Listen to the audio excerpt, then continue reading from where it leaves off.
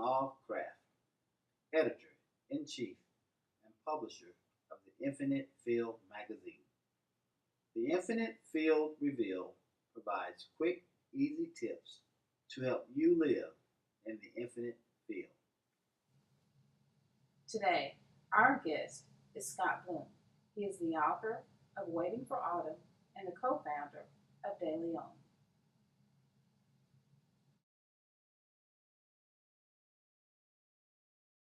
What is the infinite field to you?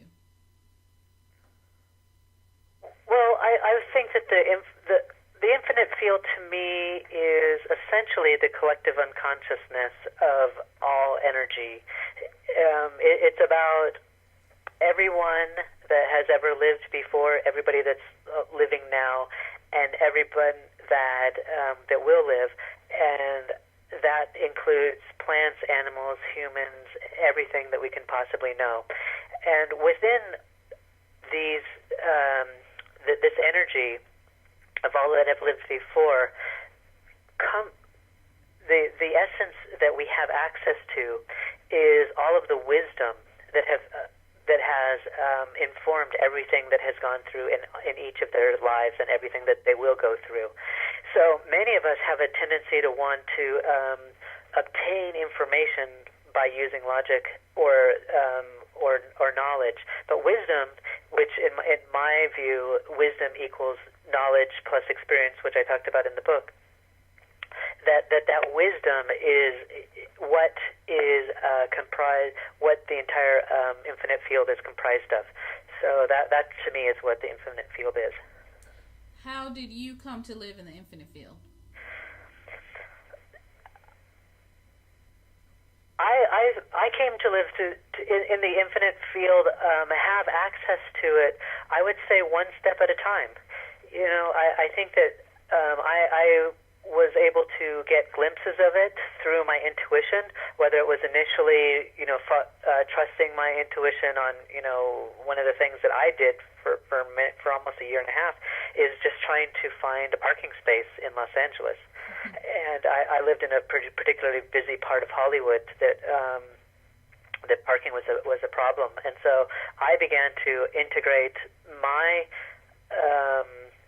my trust and surrender to the universe by trusting that intuition was actually going to guide me to a parking space, which sounds silly at first, but it wasn't until I started to do that and to actually trust my situation. And what was even harder to trust was when I didn't actually get a parking space next to where I was supposed to go, but I was actually 2 or 3 blocks away, and finding that the experience that I was getting walking from the place where I ended up parking to the place I needed to go would bring me across experiences that I would never have in a million years. And so for me, those were some key, profound moments that gave me, gave me an insight of the potential of being able to access the field.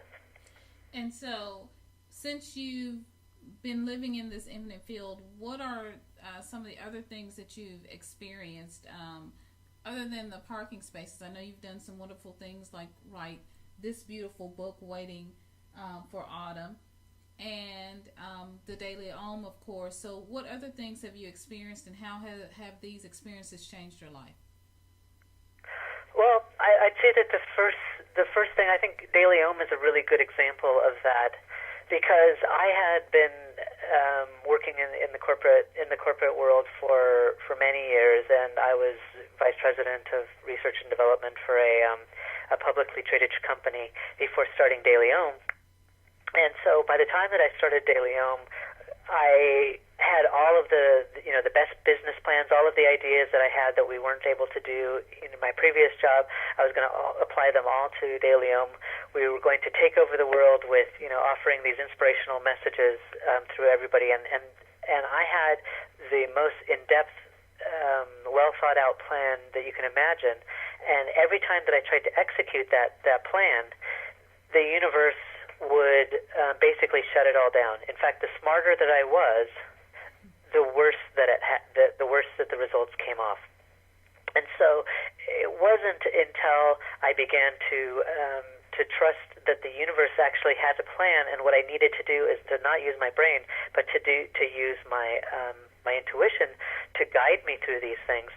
That things in Daily Om started to open up.